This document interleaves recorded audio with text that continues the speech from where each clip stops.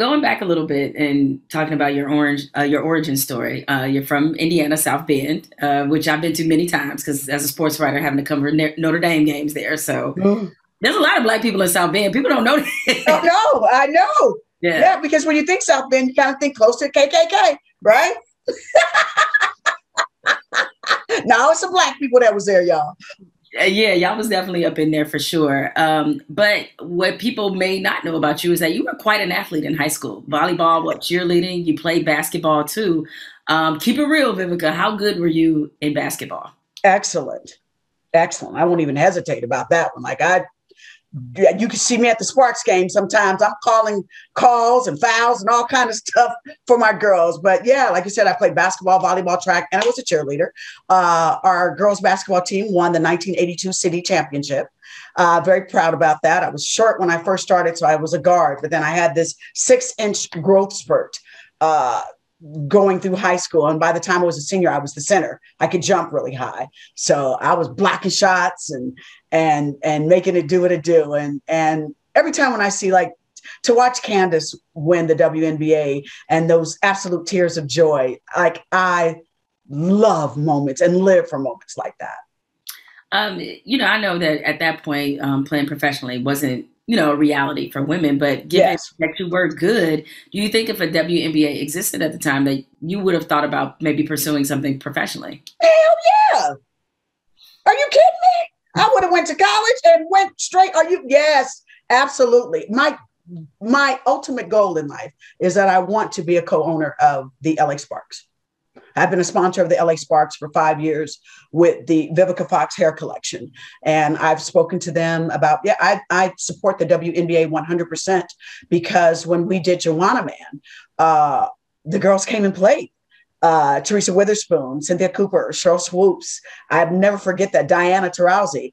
And I always promised them that I would never leave them. And so that's why now I sponsor them. You see me on Twitter, big up in the girls because, my goal is to get those girls, those big old checks like the guys get, to see the WNBA finals and see that arena completely filled up. I was like, and then to see the NBA players there supporting them on the front row, because we do it for them. We show up, buy the front row tickets, so I believe the girls there because they can hoop. I thought I could play until we filmed Joanna Man and the ball was zooming by me. I was like, oh shit, this is a whole nother level. Okay, they good. Now, I don't know, was there, when you were filming that, did you challenge anybody? Like, let's play one-on-one. I might have played the horse. That was it, but no way. It was a whole nother level of speed. And don't forget, I hadn't played in a couple of years. I had a nice little, jump shot. My jump shot's still good. My follow through at the free throw line. And when ain't nobody guarding me, it's fantastic. But no, these girls are good. Even when I'm at the games, watching the Sparks play, the way they busting threes, and now watching Brittany Griner dunk, I'm loving it. Well, a lot of people may not also know about how deep your love of sports really is. And certainly a crowning achievement for me, we talked about it when I did your podcast, is that you are by far the most famous fill-in I've ever had. That's when I was at ESPN and doing that show, His and Hers. Vivica filled in for me because, you've always been somebody who's loves sports. You have great opinions about sports. Yes. I mean, you get a lot of stuff. And so I think I read that maybe at one point you considered being a sports broadcaster. So what happened? Well, yeah, if I didn't become an actress, I definitely would have been a sportscaster. I remember growing up, and Jane Kennedy was just so beautiful, and one of the first that we can remember with glamour in sports. And so if acting didn't work out for me, and matter of fact, about 5 or 6 years ago, when I was kind of in a lull of my career, I was going to quit acting, move to Miami, and I was going to start grassroots. A friend of mine works, his dad owns a lot of the Fox stations up and down the East Coast, and I was going to get out there and do it. And then fate, all of a sudden I started doing my Lifetime movies, and it was like, oh, I'm not going to be a sportscaster, but if ever someone needs me to fill in or something like that, I love it because I love sports. I kind of wake up to ESPN and CNN every day. So And then I always, for some reason, your tweets always come up on my notifications. It's crazy. I was like, oh. So I always kind of know what's going on with you, girl. Oh, well, thank you. Let's go back to that. So you were really going to give up on acting, period? Yeah, because Hollywood doesn't know what to do with women in their 50s. They don't. They all of a sudden they just want to put you out to pasture. A man can get older, he turns into a silver fox or distinguished gentleman. And with women, it's like you have nothing else to offer. And so I'm so glad that things have changed. And you're seeing your beautiful baby boomers like Vivica Fox, Queen Latifah, Jennifer Lopez, Jada Pinkett Smith, Tasha directing, Debbie Allen directing. Like, it's a wonderful time to be a brown girl in Hollywood. That, along with like the Me Too movement, that helped a lot. But also women are now in power positions that we can say we don't get older, we get better too. Well, I mean, I guess along those same lines, like, is that you, because you specifically spoke about Black women and women of color, yes. Is it particularly challenging for you? Like, do you even see this for white women actresses?